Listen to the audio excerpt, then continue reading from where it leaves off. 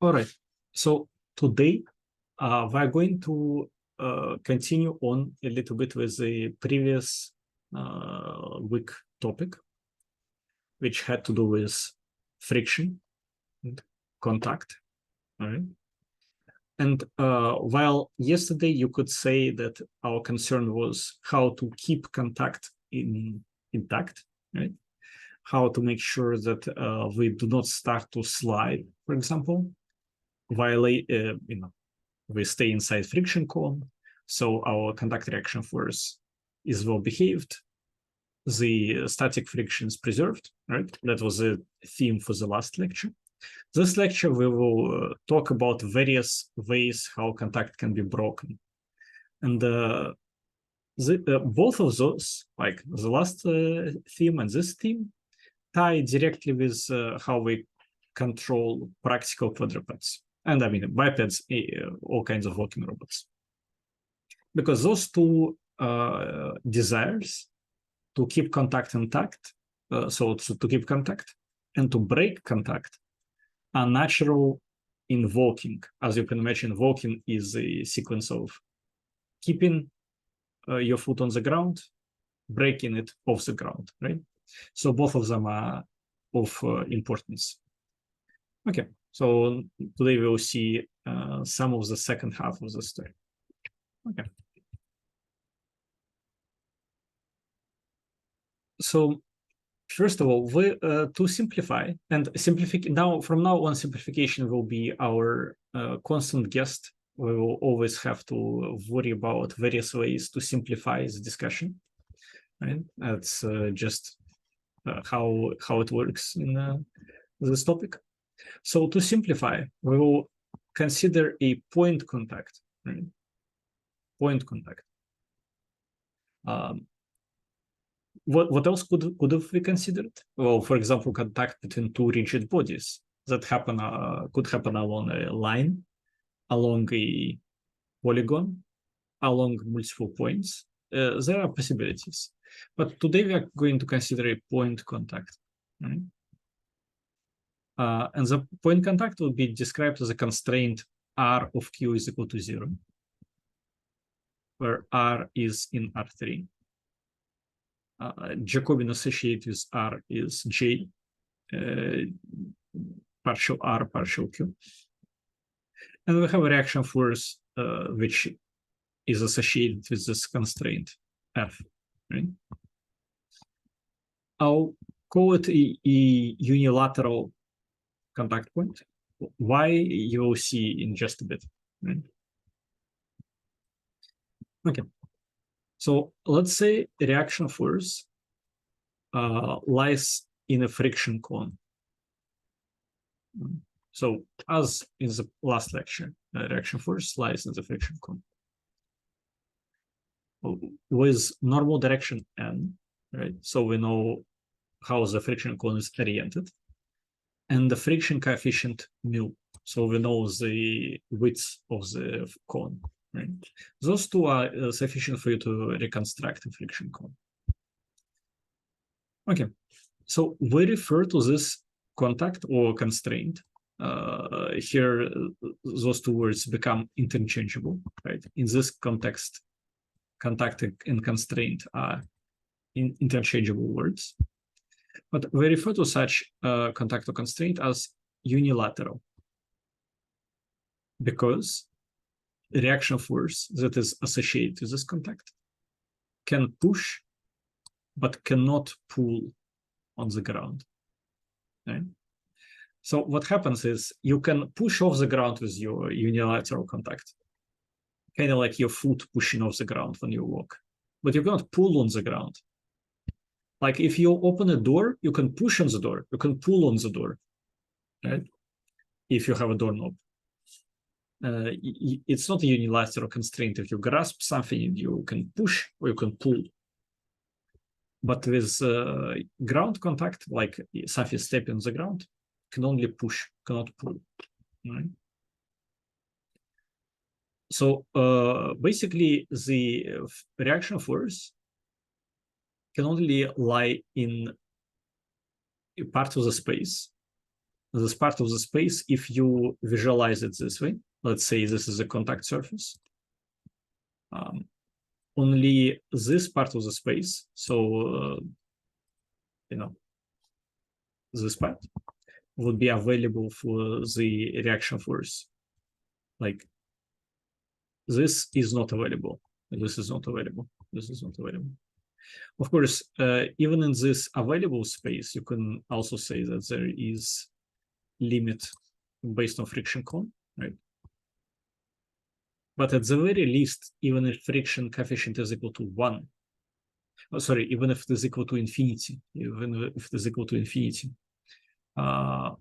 we still could not have reaction force pulling on the surface, right? So, the reaction force is kind of limited to one direction. This is what makes contact unilateral. Okay.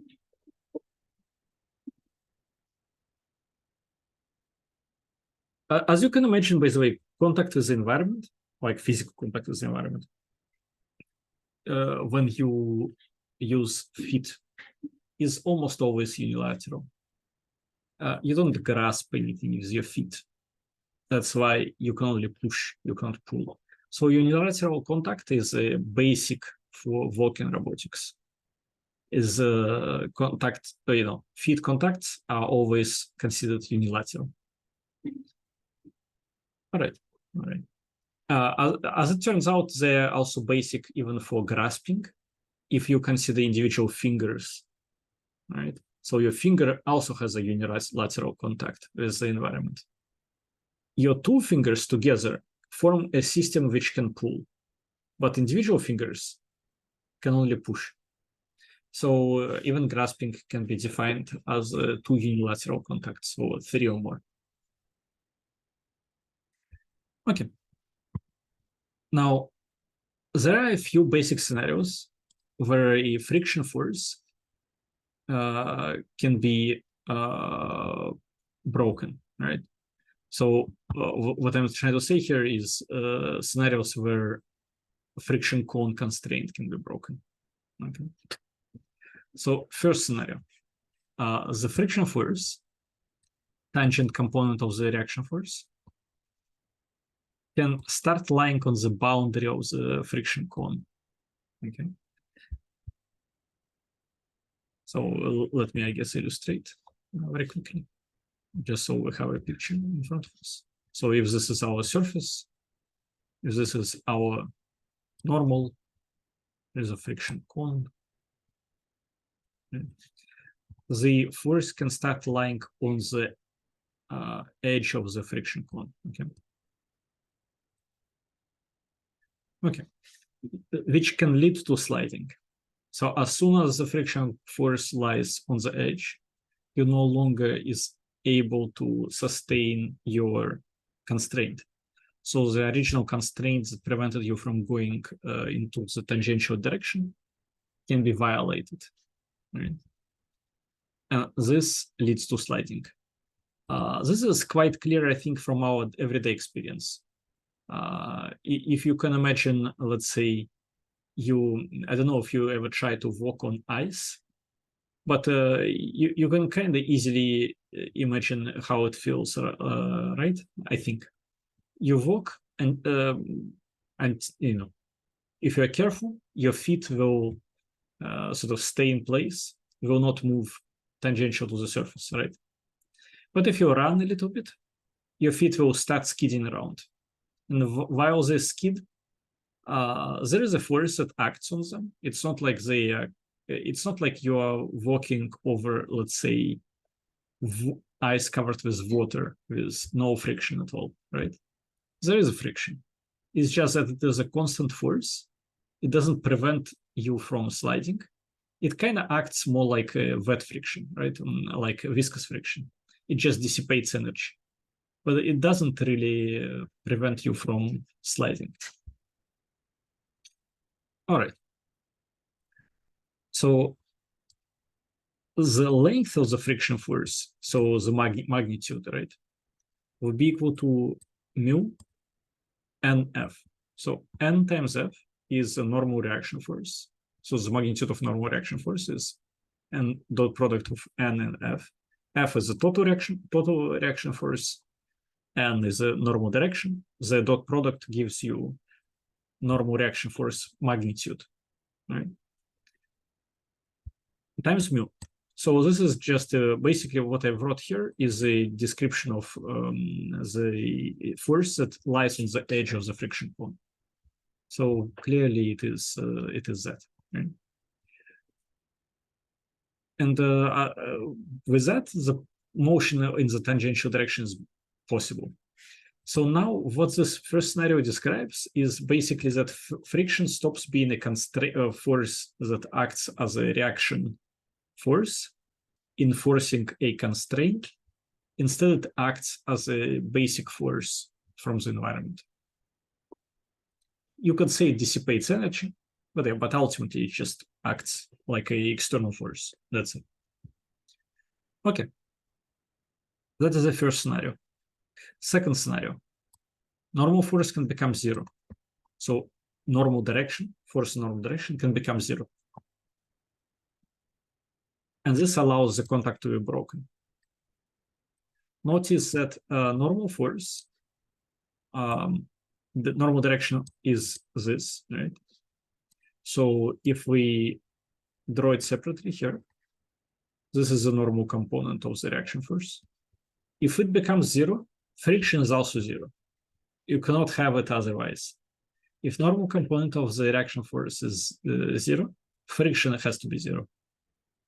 So if both of them are zero, if we're talking about being inside the friction cone, okay.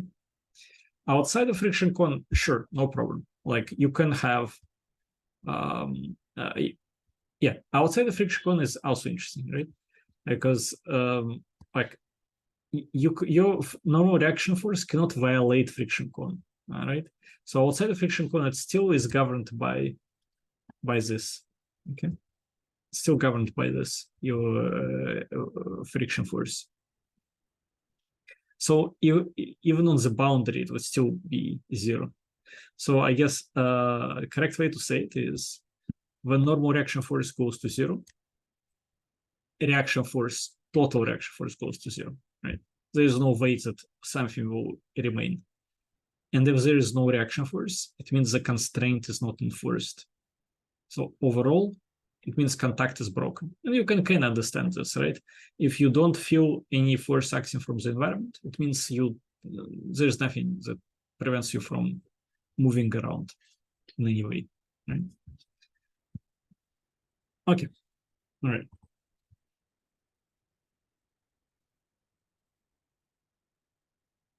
Now, here are a few considerations, and this is considerations about the first scenario. So, in general, it's a good idea to assume that accurate modeling of sliding regime of friction for dry friction, okay, is hard. It's hard to model stuff like this accurately. So there are models. Possible models would include Coulomb friction. That is what you're familiar with. But also stiction and others. Okay, so there are multiple ways to model it. There are some ways which include like polynomial terms. Stiction, if you're not familiar with it, is the idea where how should I put it? Is the idea when static friction, in static, the friction coefficient is higher than in the dynamic situation. So when you start moving your bookshelf, the bookshelf doesn't move. You push, it doesn't move. When it starts to move, it suddenly starts to fly because suddenly the friction is broken. Static friction, which was high, was broken, and the dynamic friction is much lower. That's what we call stiction. There are models which prefer to describe the effects of non-static friction with polynomial terms. Again, giving preference for low velocities, saying that in low velocities, friction is higher than high velocities until a certain point when it again starts to reach higher. There are multiple models like that. All of this is a subject for tribology, the science of bodies moving, sliding along each other, creating friction. Okay, very difficult science. So is a whole discipline. Okay. Now, to the accuracy of static dry friction usually is relatively stable. Okay. So you don't expect that the accuracy of your static dry friction model would depend on which surface you stand on. Okay. Think about it, right? It's a constraint. It basically says I cannot move along the surface. I cannot move into the surface. Doesn't really depend on which surface you stand on, unless it is sand, unless it is snow, other things that deform and get destroyed. For a hard surface, so like marble, tiles, wooden planks, what would be a good example? Concrete floor, glass. Those assumptions are kind of the same, right? You still, you cannot move left and right. You cannot go into the surface. Same stuff, right? It doesn't really depend on the type of surface you are standing on. Sliding friction model, on the other hand, will change drastically based on which surface you're standing on. In fact, it will even be influenced by the orientation of the surface. So moving along the grains of the wood, okay? If you have a wooden plank, let's say you have grains going like this, moving along the grains of the wood is one thing, moving perpendicular is another, okay? Different types of friction. So what it should tell you is that trying to do something like this, trying to use sliding friction as part of your model is difficult. And in fact, it might be unprofitable to do so, right? Because you may not be able to model it accurately, since unlike the robot, which you can calibrate in the lab, the surfaces on which you walk, you're going to encounter for the first time during walking. So as a rule of thumb, it is good to avoid building precise model-based control schemes that require sliding. Okay. So you don't build model-based control for this stuff. You can try to do data-driven control. You can try to do some kind of model-free control. It is just that if you are going to do model-based control and you bring in a ton of assumptions about the type of surfaces you're working on, that is a recipe for disaster. Let me say it one more time. I'm talking about sliding, so not walking. Walking can be done perfectly fine. Walking does not require sliding. But if you're going to perform some sort of a maneuver with skidding around, that's when you can get into trouble.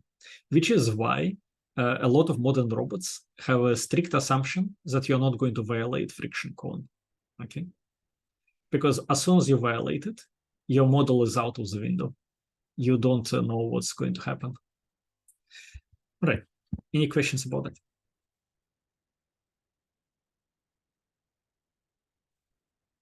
Okay.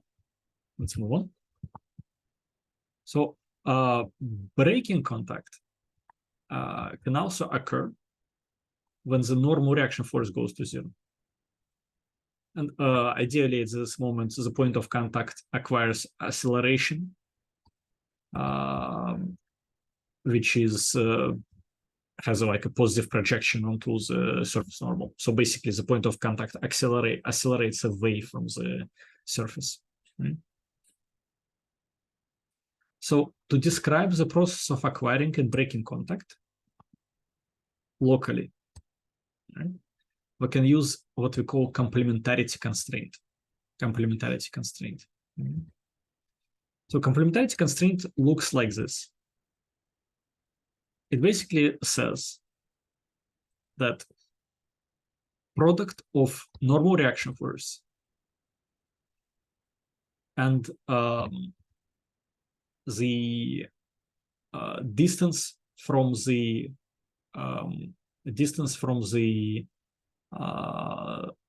surface to the point of contact together would have to be equal to 0. Like the product has to be equal to 0. And both of them separately have to be positive.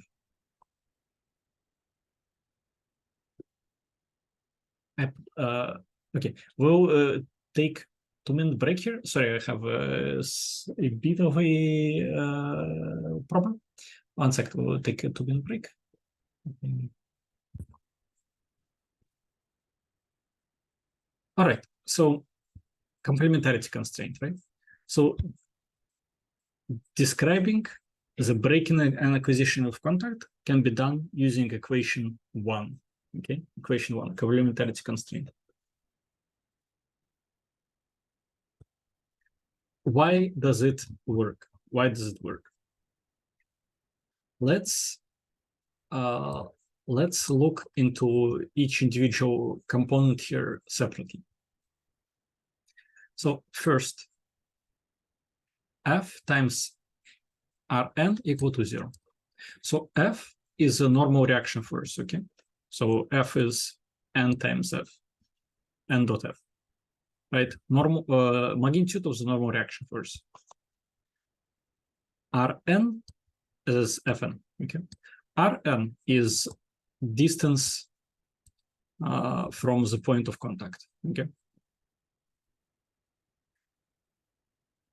Here, yeah, R would be distance between the point of the, point on the robot that has to be in a certain spot for the contact to occur, and the spot, okay? So just to illustrate it graphically, here is a point like foot of the robot, okay? So you can imagine this is like a robot foot. Here is a surface. So R would be this, right? This distance, that will be R. Here is a point contact, the point of contact. And Rn is essentially, you can describe it as, let me use different color, as this. So the distance to the surface. Right? Why distance to the surface? Well, because we defined it as N times R. And N is a normal direction, like this. So when it unit vector, so when you multiply R by N, what you get is a distance to the surface. Okay, now that we see it, what does equation 1 mean? Equation 1 means that only at least one of those two entities has to equal 0. Either normal reaction force is 0, then the distance to the surface can be anything, right? You don't care what it is, as long as reaction force is equal to 0, normal reaction force is equal to 0. And remember, if normal reaction force is equal to 0, then friction is also equal to 0, but for the reason of friction cone. But that is a separate issue, right? Or you have alternative scenario. If the distance to the surface is 0, then normal reaction force can be anything, okay? So one of them has to be 0, then the other one is free to be anything. They can be both 0, that is fine. But they cannot both be non-zero. That is complementarity part of the complementarity constraint, right? Okay, so this is one aspect. Another aspect is both of them are positive. Both of them are positive. So when I say reaction force can be anything, I mean anything positive, okay? So they should be collinear. Basically, they should look into the same half space, those two forces. And so is this two, right? So your foot can only be on the left-hand side of the surface. Your reaction force can only point to the left-hand side of the surface, okay? So if we want to be fancy, we can say that this is a non-penetration constraint. And this is a no pull constraint, like only push, no pull. Okay. All right, so this is a complementarity constraint. That is the basics of how to locally describe contact. Why do I say locally? Well, let me illustrate it with, yes, I will try to get rid of this. Let me illustrate it by continuing my figure.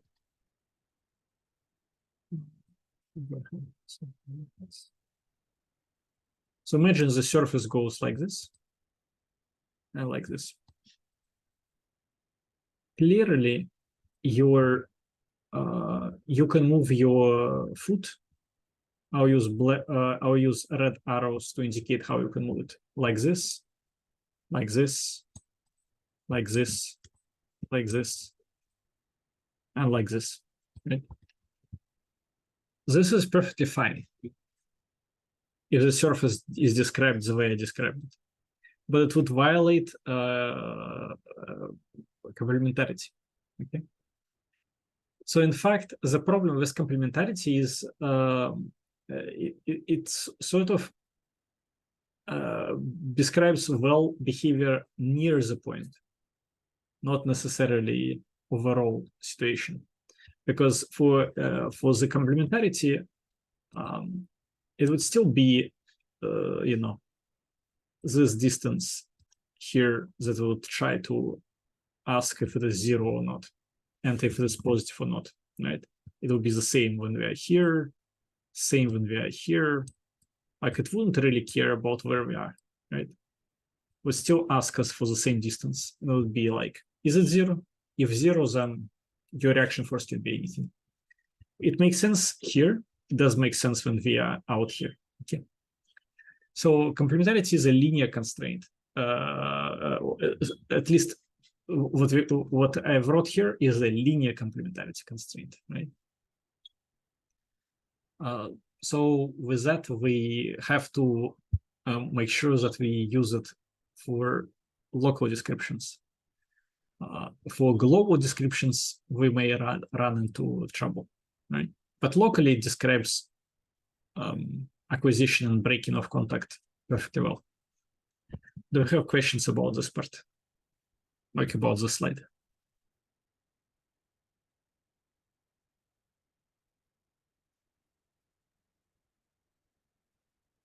Okay.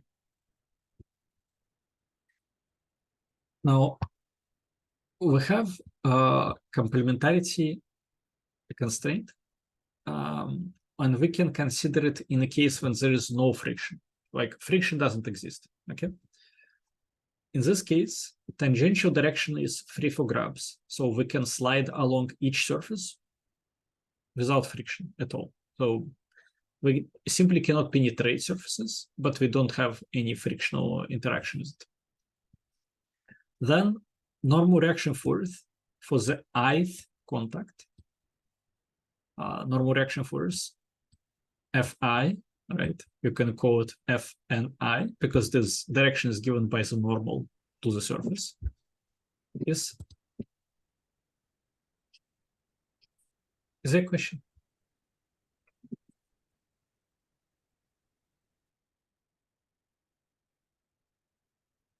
Right. So the reaction force is equal to the normal reaction force, and it can be described as Fn in magnitude, right, times the direction, so normal direction. Okay. Then we can construct a generalized constraint F. Generalized in the sense of we combine everything, parameterize it. Okay. So generalized constraint f can be constructed. Generalized constraint p, generalized constraint p, not f. So phi can be constructed this way. For each line in phi, we have normal direction dot product with the distance from the foot to the surface. All right, so the same as before, distance from the foot to the surface. This is a vector distance, right? So it's not the length of the distance; it's is a vector, right? You multiply it with a normal reaction, normal direction, and you get the distance to the surface in the Euclidean sense, right? Okay, so each line would be just this distance to the surface from a point of contact. So you have your feet, let's say point feet for a quadruped, 4 point feet. Each of them have a distance to the surface on which it wants to land, right? Particular point on the surface on which it wants to land. And this would be the constraint, like you'd have 4 lines here. Notice, by the way, that if we're talking about quadruped, let's say we have a single supporting surface. So I would make myself a bit of space right now.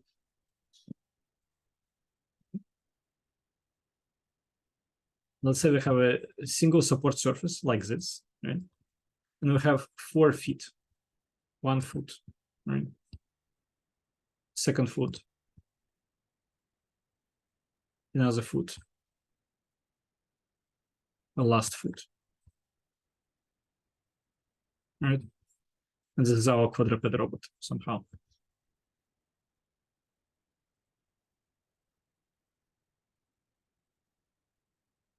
Okay. You can ask me how do we define for this situation this entity here, which is a desired point of contact, right? How to define it? And the way I can answer you is define it anywhere on the surface, right? Define it anywhere on the surface. Let's say you define it here, or here, or here. Anyway, the reason you can be kind of dismissive about it is because the distance after multiplication, like you have this normal direction, which is normal direction points this way, right? After multiplication, the tangential component of those elements, right? I would use blue to indicate it.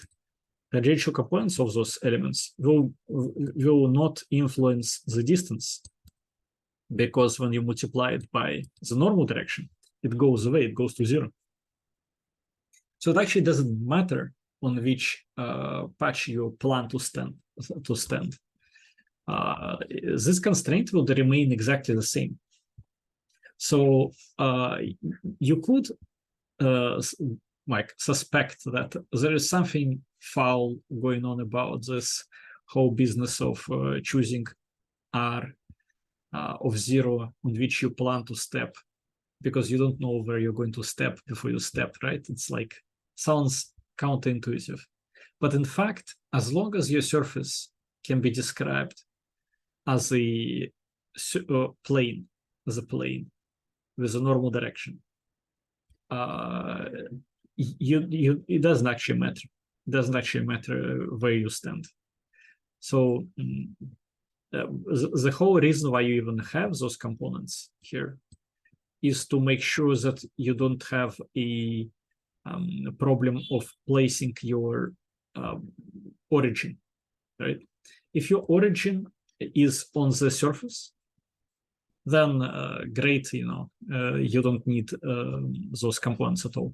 But your origin would often not be at the surface. Your origin would be somewhere else, because here, like this comes from a kinematic chain.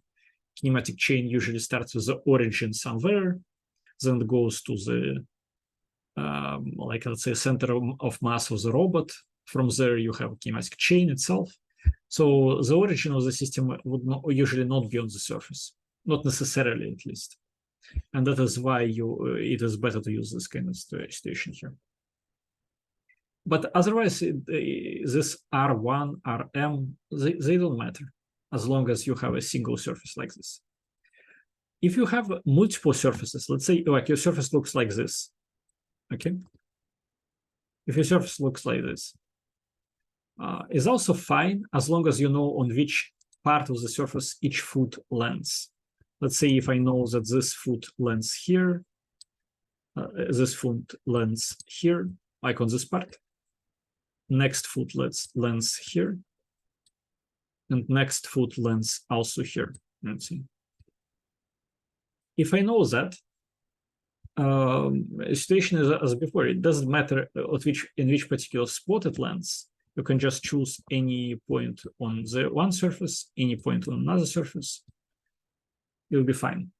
Again, because tangential direction doesn't matter. It's going to become 0 when you multiply this by this. Right? Only thing that matters is your normal direction. And it's going to be okay because if the point R is on the surface, it's fine. That's sufficient. You don't need any other considerations here. So, and usually in practice, you know on which part of the surface you're going to land. That is typical. It's not guaranteed, but it is quite typical to know on which part you're going to land. So this construction is not completely bonkers. Okay, all right. Now we spent a little bit of time on this, but hopefully you understand how this is constructed, okay? Now what is interesting is you can write a complementarity constraint for this thing. You can say, okay, phi times lambda should be equal to 0. Here is a typo. Should be equal to 0.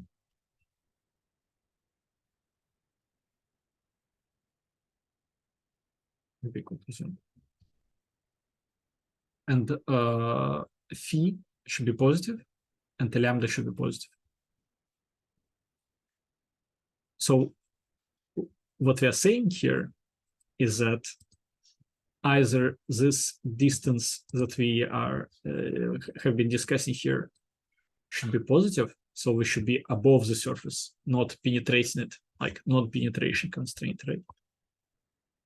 Or the reaction force that is associated with the contact should be positive, so we have a normal reaction that pushes us. We don't pull on the surface, right? No pull constraint. But together, one of them has to be 0. At least one of them has to be 0. And here, when I say one of them has to be 0, it is now component-wise, because this is a dot product. Each component would have a multiplication with each component of phi would have multiplication with the corresponding fn, right? And either one can be 0, right? So this is a same linear complementarity constraint, but it is now in the generalized form. So this can be directly plugged into Lagrange equation. Okay. Okay. One last observation before we move on, and that is, as soon as you add this to any kind of equation, ordinary differential equation, it stops being ordinary differential equation. It becomes a difference, it becomes inequality. So ordinary differential inequality. And we don't have, how should I put it? We don't have freshman courses on this. We don't have freshman course for ordinary differential inequalities. So we would like to avoid it. While this is nice, like this actually describes the physics, it's not necessarily something that we like to solve, okay? Just the observation, just an observation. We could use it, and people use it in control, but notice it brings difficulties. It's not it's the same as in the beginning of the course we had differential algebraic equations, and what we were trying to do is to go from them to ODEs. Same here. We have now inequality, ordinary differential inequalities. We don't really like it. Okay, just an observation again. I'm not saying that it's impossible to use. People use it. Okay, in the recommended reading, you would find a paper exactly on this topic, the whole paper. Okay. Now, let's consider a little bit. We considered breaking contact. Now let's consider acquiring contact. Okay. So acquiring contact can is the important word here. Can mean fast or instantaneous change of momentum, right? For the mechanical system. This is what we call collision. So what is acquiring contact? Well, let's say I jump, I fall down, my feet touch the ground, I acquired contact. Clearly, the soles of my feet are going to stop moving down after I acquire contact. Okay. And mathematically, this change of velocity will be instantaneous. Physically, it's not going to be instantaneous. Mathematically, it can be instantaneous. Okay. Notice that the soles of my feet are not point-like. So when I say change of velocity is instantaneous, you have to ask what do I mean, right? And also they are not even they're like three-dimensional object, like they're squishy.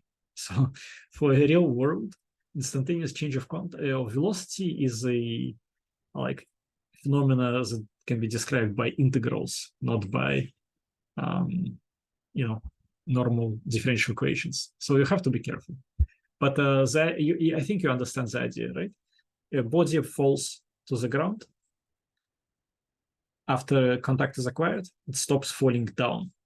In fact, you may be expected to start rising up again, right? Okay, so there are simple models of collision, which include inelastic collision. So some energy is lost. Okay? Inelastic means some energy is lost. Or elastic collision means the entire energy is conserved. So two models.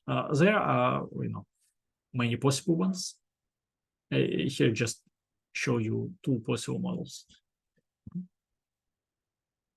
So for a one-dimensional point mass, inelastic collision can be described using coefficient of restitution, Xi.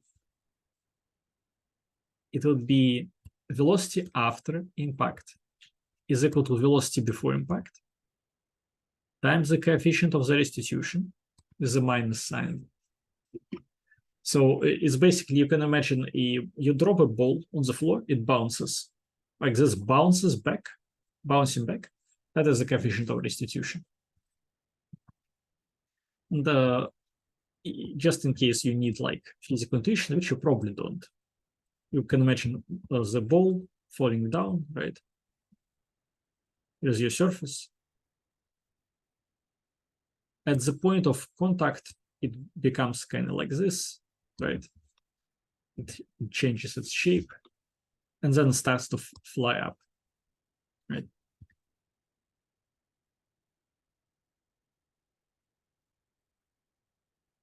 Something like this. So the idea is that there is something physical going on with this ball, which made it go back up, right? In this case, like you can say internal elasticity, right? If it is a football, that's kind of how you would expect it to happen. All right.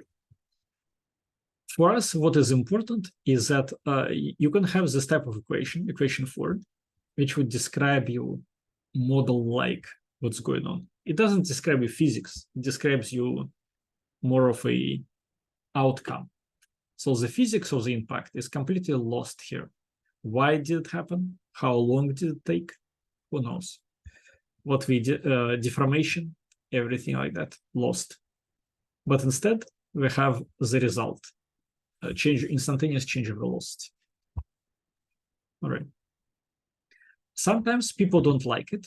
And what people do is, instead of doing this kind of stuff, they would, for example, say, what if we model the surface as having springs? Okay. Let's say there are hidden springs under the surface. So as you come to the contact, you deform the spring, then the spring kind of deforms back, and you fly up. Right? So that would be an alternative way to do the same thing. You can hide like a spring under the surface. So let me use a different color. Something like this. And maybe even a damper. So you can have a loss of energy, right? And with the spring damper, you can model your restitution using a physical analog, all right? It is popular because it doesn't require discontinuity, right? Like in the equation 4. You can model it more continuously. This is popular in, I believe, in modern simulation engines for some reinforcement learning stuff, I believe. Whereas, for example, using complementarity constraint is very typical, used to be very typical for physics-like simulation, even in computer games, but in like realistic simulation, let's say something like Bullet, I think, used complementarity constraints, unless I'm wrong. But if I remember right, they used it. These hidden springs, they are popular. I'm sure physics engines use them too, but they are specifically also, found in real life in some simulation software for reinforcement learning, because they preserve continuity. So you don't have those discontinuous jumps, which can be bad for learning. Okay. All right. When I say bad for learning, it's like at this point, I don't know. There are so many systems which solve various problems of learning. You don't have to take it too seriously when someone says this is bad for learning, this is good for learning. That's the entire point of database methods. They learn, they adapt. Okay. Now, as you can probably guess, this is not sufficient information here, right? There are entire literature on how to model impact. And specifically for walking robotics, there are works on how to compute this equation 4, but for the whole robot. It would often be done using ideas of how kinetic energy changes before and after impact, plus on conservation of momentum, something like this, but in Lagrangian generalized form. I did not put it here, but you can find easily the final results in any papers, like final formulas. The only problem is, which you have to take into account, is models in robotics usually are not precise. You have to identify parameters of the model, okay? So usually for any model, like let's say a robot manipulator model, manipulator equations, which you use for control, you identify parameters. Parameters don't come from a data sheet. You identify them using parameter identification techniques, okay? For the impact, parameter identification techniques are not easy to get, okay? It's easy to get them for continuous motions. You can excite different dynamical modes of your robot arm, making sure that each of your lumped parameters had an opportunity to act on the system, and that is how you identify them. For impact models, it is not clear how you would do that in laboratory setup, right? Collision, kind of a little bit like dry friction in sliding mode, may depend on the surface. Like, just imagine difference of bouncing on concrete versus bouncing on, let's say, inflated bed, like a mattress, with springs, or even bouncing on a long wooden plank.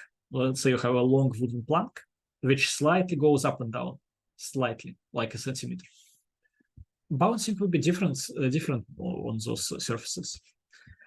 So how would you identify your impact model? Good question. You have to keep it in mind.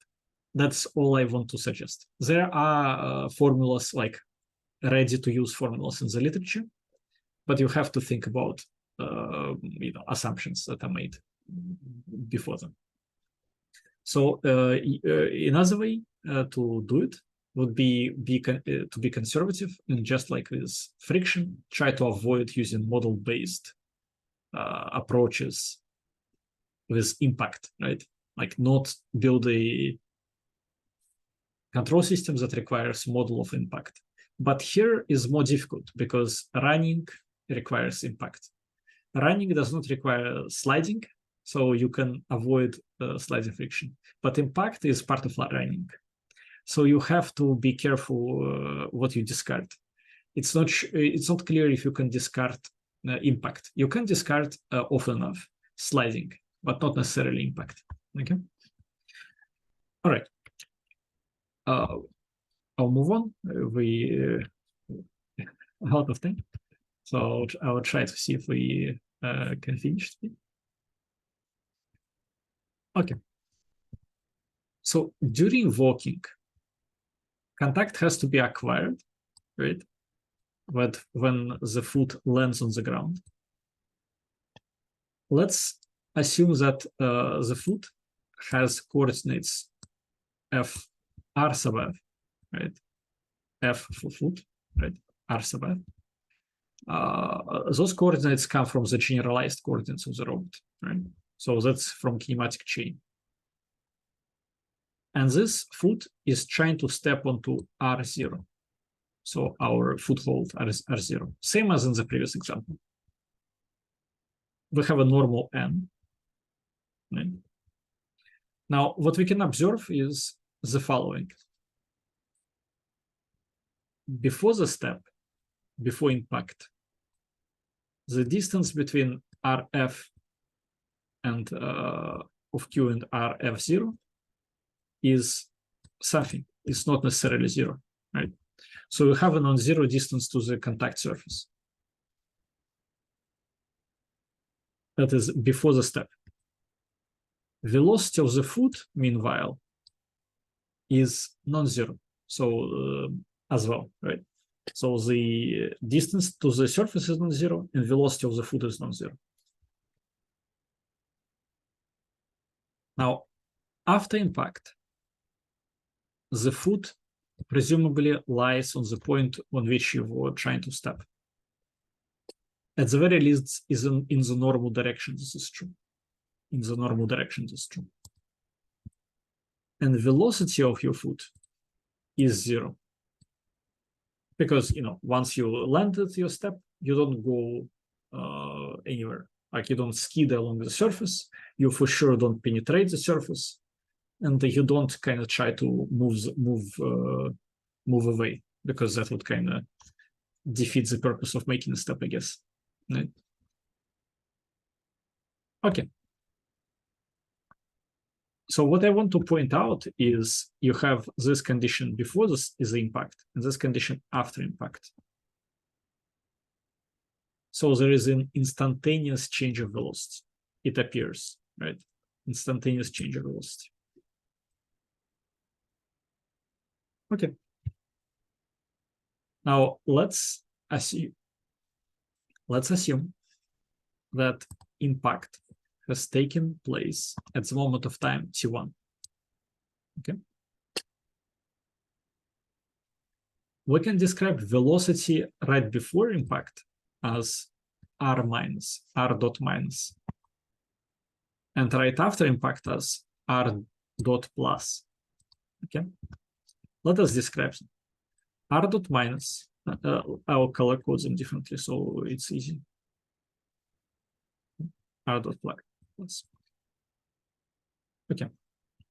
So R dot minus is equal to the limit of JF Q dot. So velocity of a point is equal to Jacobian times Q dot, right? It's like dr dq, dq dt, chain rule. But dr dq is Jacobian, dq dt is Q dot. So that's where we get it from. Evaluated at the point of time t plus delta t, where delta t approaches 0 from the left. So we approach 0 from the negative direction. Okay. So we approach 0 from the negative direction. If this is if this is 0, if this is number line, we approach it from here. Okay. Here's our 0. Approach it from here. Okay. So t plus delta t, where delta t is negative, it approaches 0 from negative direction, so it is negative. This is the moment before impact, right? And as delta t goes to 0, this whole thing becomes the velocity right before the impact, like right before the impact, okay? The second definition is the same, but delta t is approaching 0 from the right, okay? Delta t approaching 0 from the right. So delta t is positive. So since delta t is positive, this is the moment of time right after impact. As delta t goes to 0, it becomes, closer and closer to the impact point. So it is a velocity right after impact. This is how I define it, all right? Good. With that, what we can observe is the only thing that is different here and here is this part, right? And if something has to instantaneously change, it is Q dot, because Jacobian doesn't change instantaneously. There is no instantaneous change of coordinates. Jacobian does not depend on velocities. Okay. So this implies that there is a generalized velocity right before the impact, generalized velocity right after impact. Okay, good.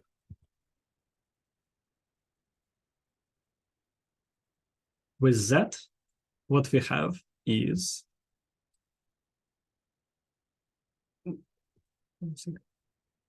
this.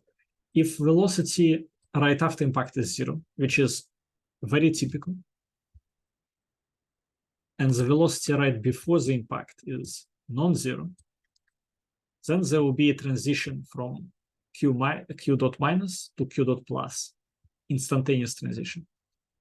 And we can describe it using a model, impact model, Q dot plus equal to H of Q dot minus. This is the type of models you can find in robotics textbooks, but even more often in just papers on working robots. Hybrid dynamics papers would have this description, like many others. So you would have models for that, okay? Alternatively, and this is important, I think, to keep in mind. Alternatively, if R is minus is equal to 0, right? If R minus is equal to 0, then there is no need for instantaneous change, because R plus is 0. So if R minus is 0, that means that there is no change. They are both 0. what does it mean, r minus 0? It means your foot before landing achieves 0 velocity. So it doesn't land like this, right? It lands kind of like this. Okay, like the velocity goes to 0 right before the impact.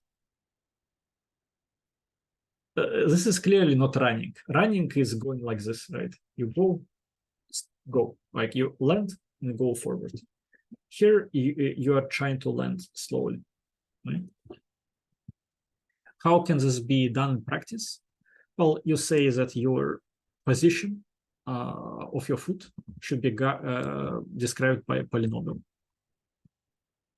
You say that at the point T1, which is, remember, the point of impact, your polynomial should evaluate to R0. So at the point T1, you are at R0, at the point where you want to land. And derivative of this polynomial is equal to 0 at the point T1. So at the moment of contact, your polynomial is equal to 0. That's it. I'm not saying that this is like the way to do it, right?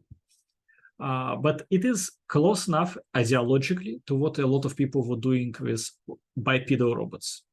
If you remember Asimov, or if you remember Atlas of DRC, DARPA Robotics Challenge 2015, both of them were usually trying to land their feet very slowly on the ground. They didn't like do this type of step, okay? They were doing kind of this type of step. Like land your feet, but with a 0 velocity to avoid impact.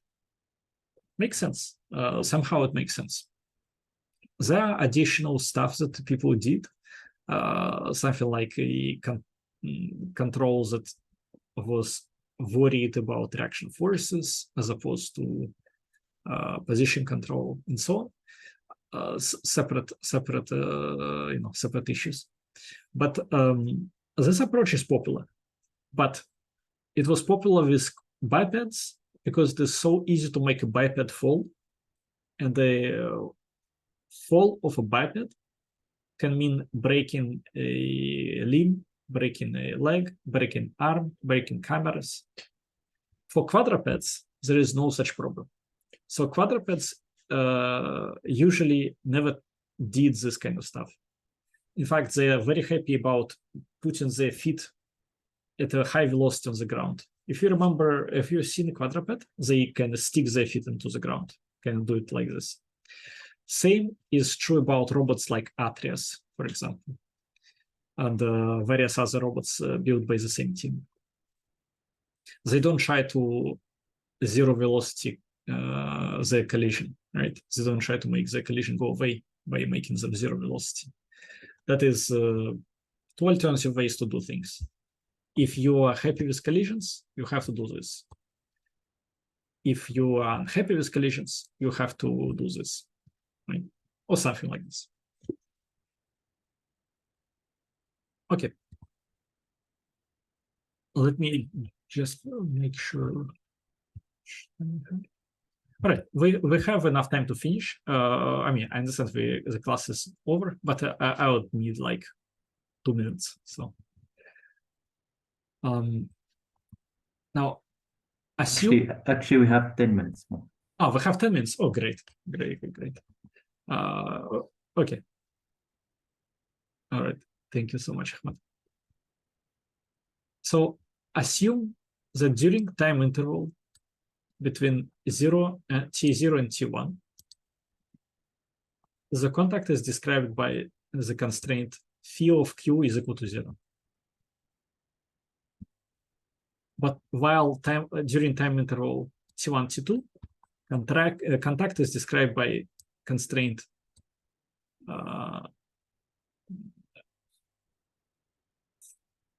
some reason I want to say it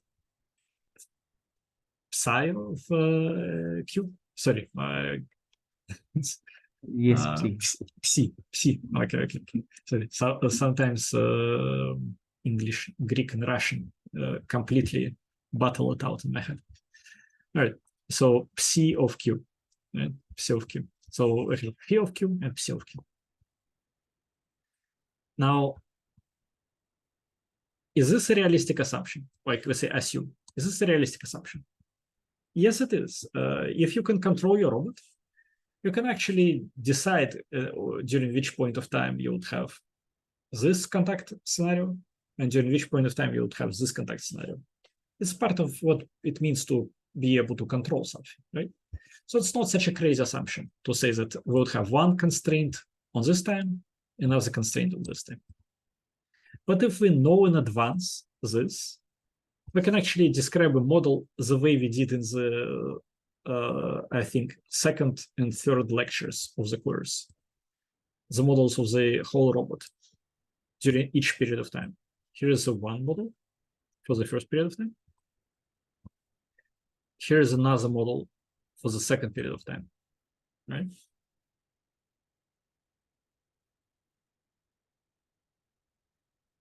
What changes between those two models is this Jacobian. It goes from being d phi dq to being d psi dq. It's derivative, of course, right? And you have now, instead of lambda 1, you have lambda 2. But since we know both of those constraints in advance, we just switch between two systems of equation, like from 13 to 14 at the time t1. Notice I use strict inequality here and here, because what happens at the point of change, I don't want to discuss, right? And you can now understand why. Either we have a contact impact model or something else, but we have some kind of a transition model. This type of system, you could technically call it a hybrid system. So it has two hybrid modes, the mode 13 and the mode 14, okay? And between them, you would have a model of the change, which can include instantaneous changes of velocity and all kinds of other things. I say technically because hybrid models usually don't act on schedule. They instead act on state constraints. So you would wait until some state constraint is violated, and then you would have instantaneous change. So hybrid models are much more like linear complementarity constraints. But ideologically, there is a similarity. That's why I'm using the term. Okay, all right. So what is nice about this is as long as 13 and 14 are okay, we are super happy. We can use ODEs the way we did before. We can do control design in exact same way as before. Surely we have some problems because our dynamics now changes suddenly during the point of time t1. So Lyapunov stability in the linear sense is maybe out of the window. But systems with changes in dynamics can still maybe be proven to be stable in some other way. Maybe with some additional theorems. Maybe we can even give up on theorems and just prove something numerically. Maybe we can use some ideas that during the point of time between t0 and t1, the state was contracting, like it was going towards 0. During t1, the period from t1 to t2, it was also going towards 0, right? And so like there are ways to do it. But basically, we managed to run away from the big scary thing, which is the linear complementarity constraint, which is inequality, right? So instead of dealing with inequality, we went back to ODEs. That is quite powerful. But it required assumption. The assumption is that you know the time when you're going to change your contact, right? Big assumption. Because what if you change a little bit early? the step on which you were trying to put your foot was too high, or you started to go too fast. Can happen. All right. There are a few observations that I can make. First, those two guys, phi and psi, can have different dimensions. So Jacobians, so erection forces.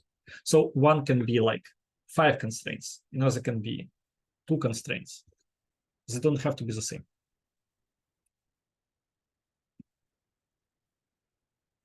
Second, as I said, we do not describe what happens at the moment T1. And of course, this is very similar to the scenario when we do walking, right? We periodically change our contact, right? So this model seems to be at least somewhat related to what happens during walking. Okay, but with assumptions. Okay, all right. Now, this is it for today. We did not exhaust the topic. We did not exhaust the topic. What we could do additionally is, for example, discuss hybrid dynamical systems. That's an entire field of literature, almost as big as walking robotics, is an enormous field. So we did not discuss it. I leave here for you a paper on linear complementarity constraints. This paper is one of those important and well-written papers. But you don't have to read the whole thing just to sort of to understand this course. I kind of suggested more like an example of how linear complementarity constraint can be used in practice. It is a high-level paper, so I expect it would not be easy read. But the beginning, when it describes models, it is more than comprehensible, and is one of those impactful papers, you could say, in the field, right? I think it's kind of interesting to see how this is used in practice, because once you start practicing, like once you start doing control, you would always have an option to go this route, right? To do this. It would always be an option. Often enough, you would avoid it, for example, by doing this, for example. There are other ways to avoid it. Maybe is good to kind of like remember what it is that you are trying to avoid. Okay, all right. As usual, slides are here. And yeah, thank you for sticking with me. If you have questions, you can ask.